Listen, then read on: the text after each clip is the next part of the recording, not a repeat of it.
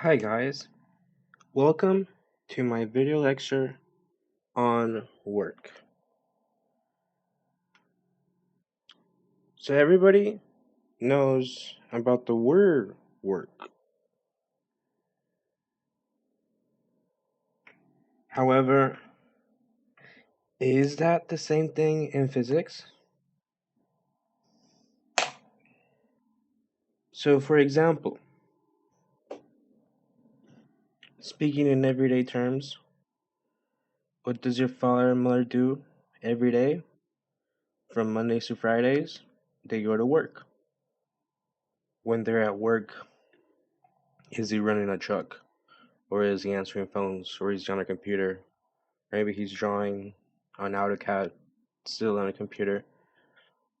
But is that exactly the same kind of work that we think about? So the work that I'm thinking about is more like, say, when you have your couch in the living room,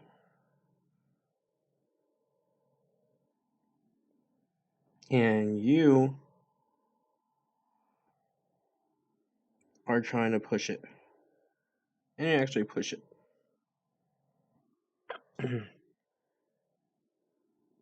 So let's say you apply a force and you push it a displacement.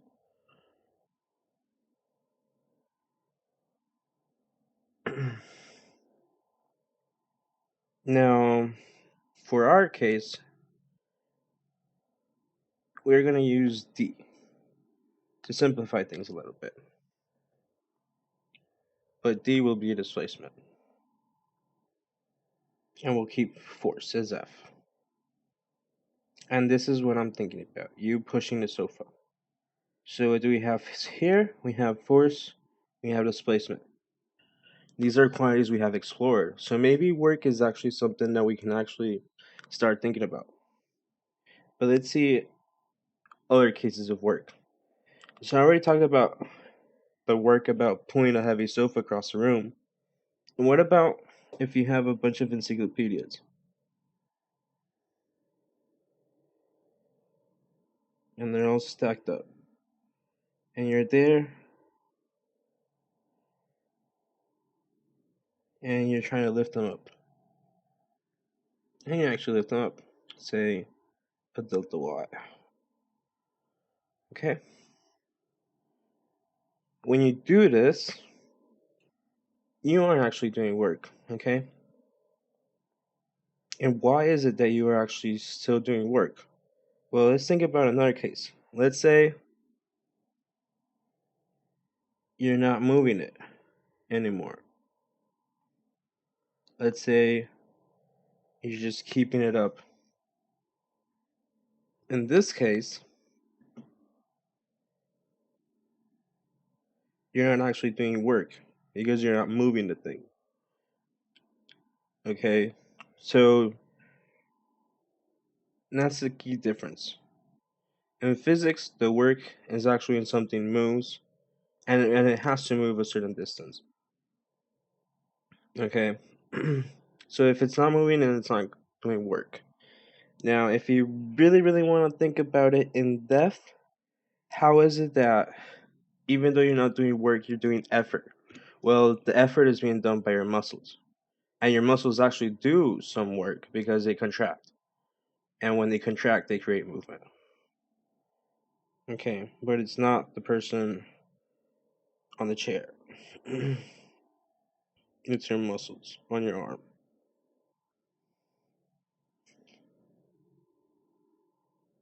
Okay? So the two cases that we saw, the sofa, moving the sofa, and having the encyclopedias up, those were cases where we had a force and a displacement. But it's not just that there is a force and a displacement, it's that the force causes the displacement. Or it can even change the displacement. Okay, but that's the key thing. The force and the displacement must be connected somehow.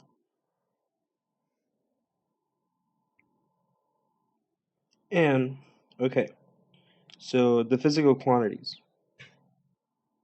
So we already saw that, okay, we can study work using force, we can study work using the displacement, and if we combine these two quantities, it will give us the work. But there's a key thing here, and it's the cosine of theta. Why is that? Because say you're on the level ground, you have the sofa, and let's say instead of pushing it, you pull it. When you pull it at an angle.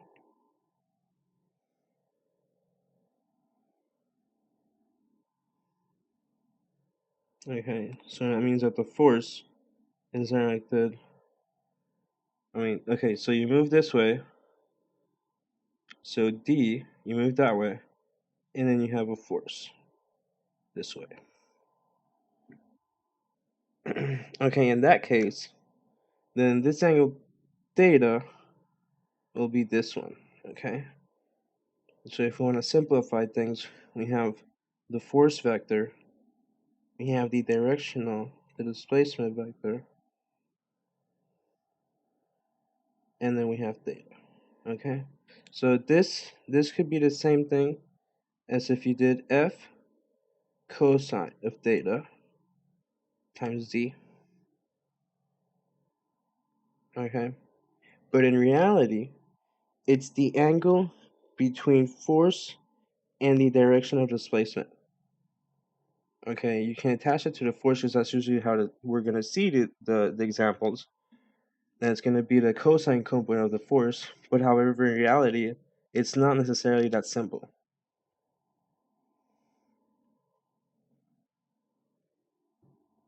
It's just that we're usually going to work with not the displacement at an angle, but the force at an angle.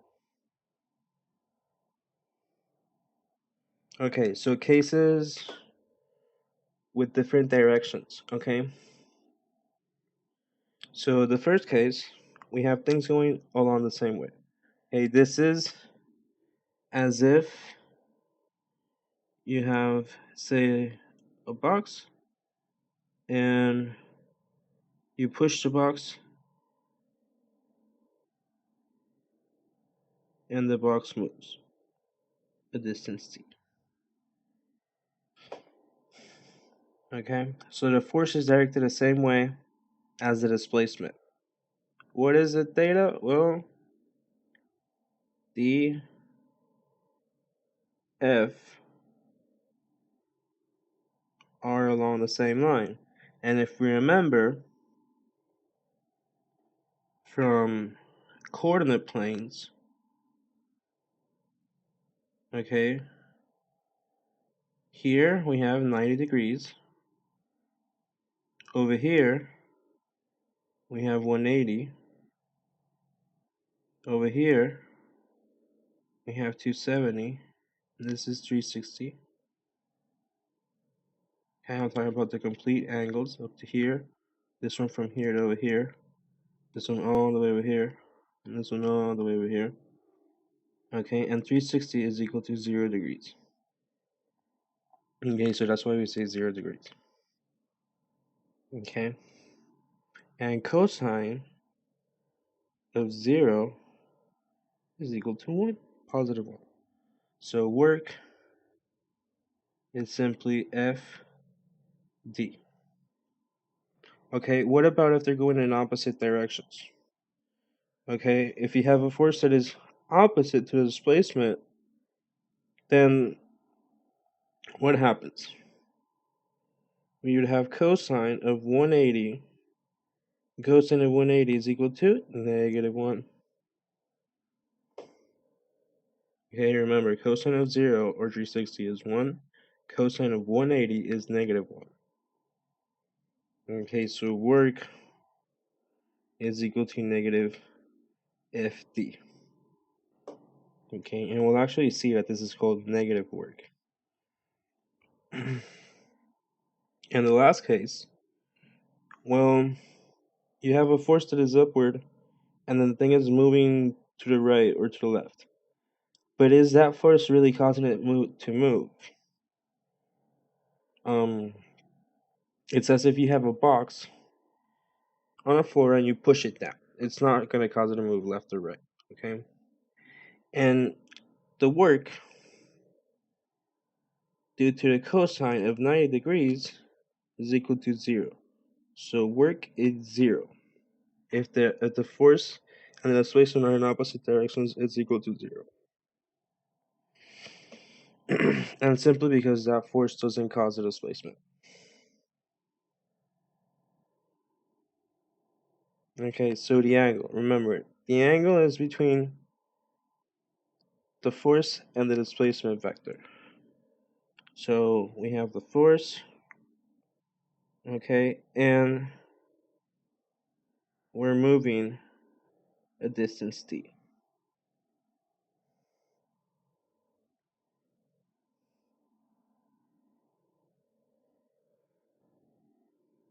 Okay, so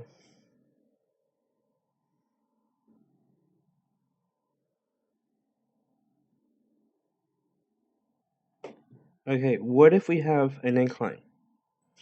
Well, if you're pulling the cart along the incline and it moves up the incline, then they're moving in the same direction. Okay, everything is parallel to the incline. And most cases are like that. When we see the case where we have, say, a normal force and the gravitational force, okay, we still we rotate it such that things are along the incline, even if there is friction.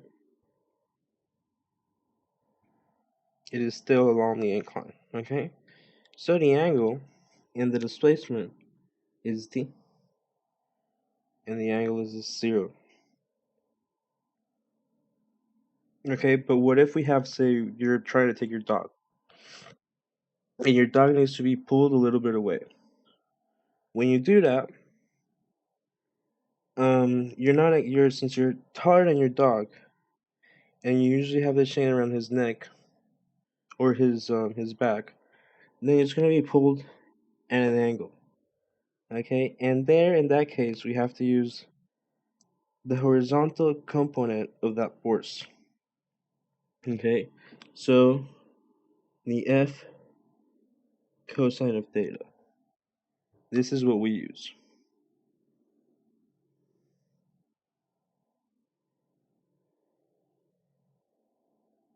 And that's why it's important. Now, negative work. Remember that this happened when we had the direction was on one side and the force was on the other side. Okay, so when we have this, this is a simple case of, say, like friction. Okay, and why do we say um that friction causes negative work? Well, it's simple. It changes the displacement and it changes it in a negative way. What do you mean? Well, the rate of change of displacement is changed negatively. Okay, and that is the acceleration.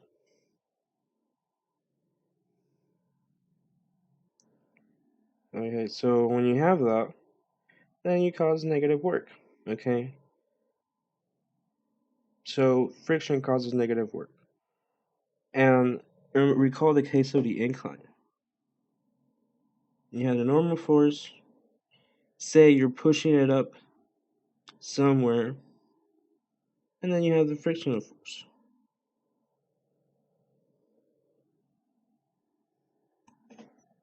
Okay, and you're moving. Okay, your net force is equal to ma, so your displacement is positive.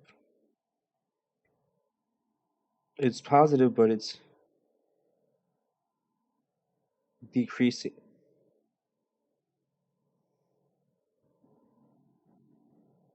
Decreasing velocity.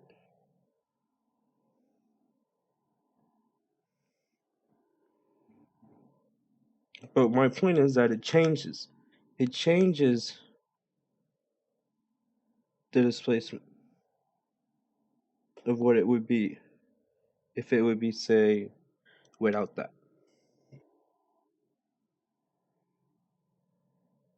Okay, and the type of change that we call it is hinder. it hinders the displacement. It affects the displacement. And when we look at the equation, FD cosine of 180, since it's negative 1, we get negative FD.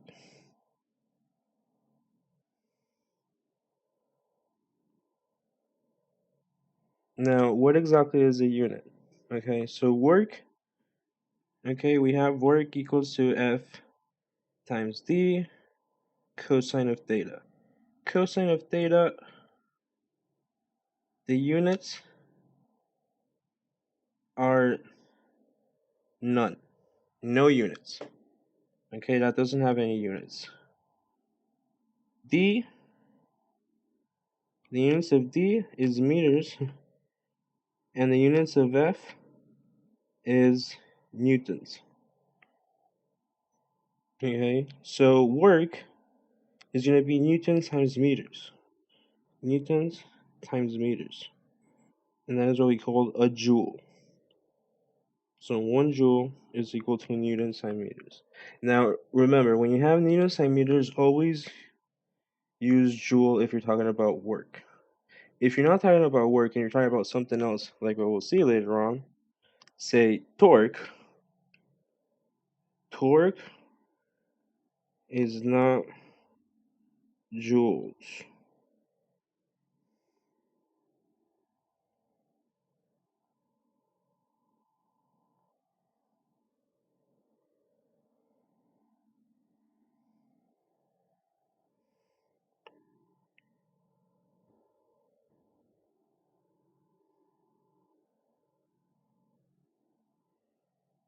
Torque is not joules.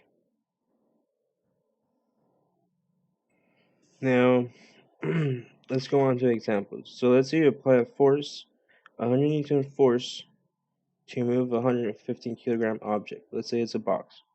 Okay, and we want to move it a distance of 5 meters. Okay, so we apply a force, and the box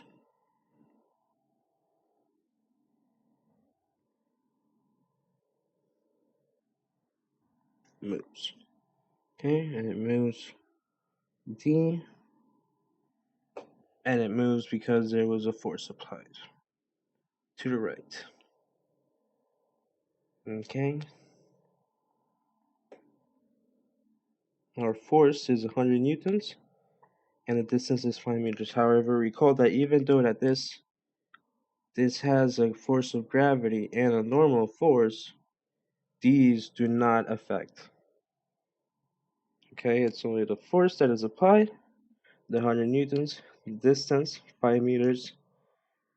We multiply those two by each other. We know that the cosine of 0 is 1, gives us 500 joules. Okay, that is our answer. Second example.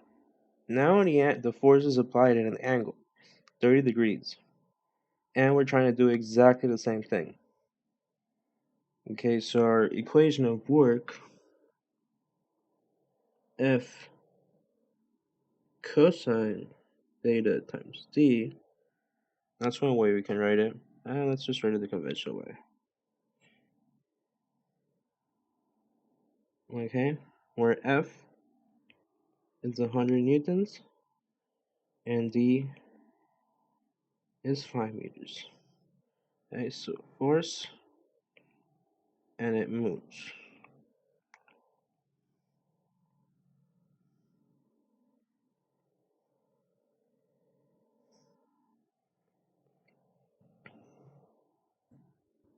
Okay, but the only difference here is that we have cosine of 30.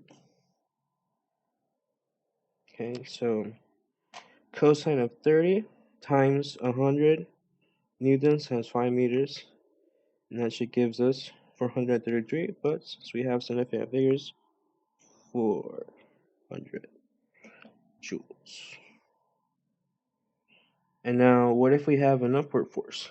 Now, if the upward force causes movement to the vertical, okay, say we're moving it up, and in this case we move it to a height of 5 meters, Okay, so let's say that this here is 5 meters.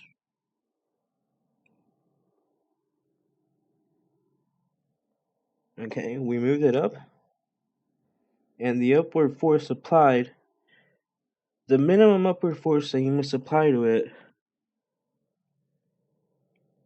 must be equals to the weight, Fg.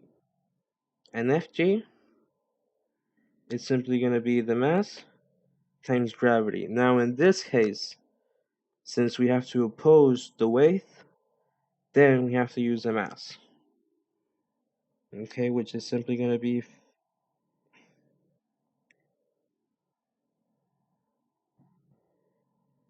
15, 15 kilograms times 9.8.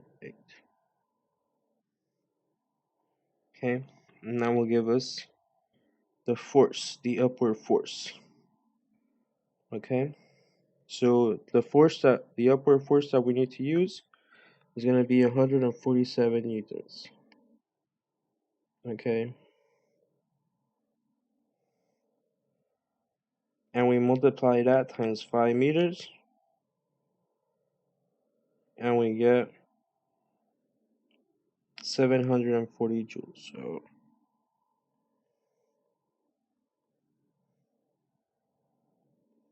the direction is the same as the cosine of 0, which is 1, so upwards.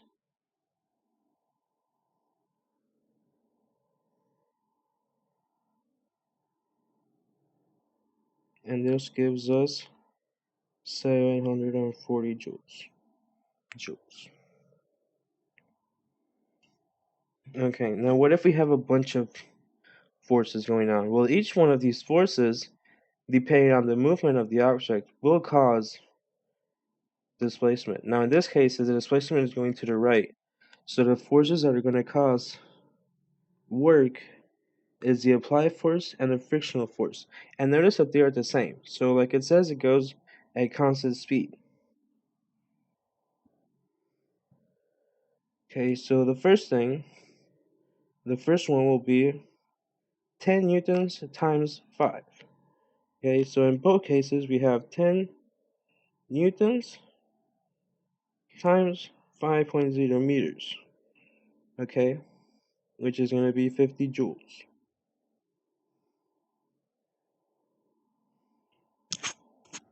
Now the question is, positive or negative? Well, this one,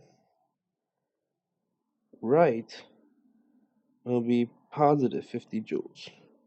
This one, left, will be negative 50 joules. Okay, but they are both doing displacement on the object, remember that. Okay, so the F applied, positive 50 joules. And then when we go to the frictional causes negative work.